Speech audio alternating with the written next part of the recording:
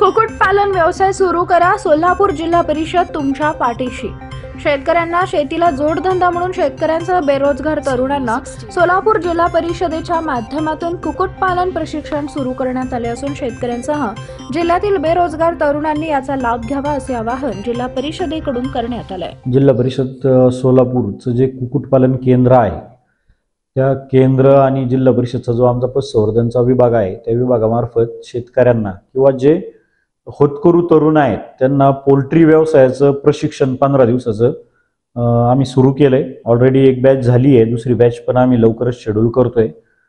माझी आपल्या माध्यमातून सगळ्या सोलापूर मधील सगळ्या होतकरू तरुणांना एक आव्हान आहे की आपण जास्तीत जास्त लोकांनी या प्रशिक्षणाचा लाभ घ्यावा आणि जेणेकरून आपल्याला स्वतःच्या पायावर उभं राहण्यासाठी या प्रशिक्षणाची मदत होईल.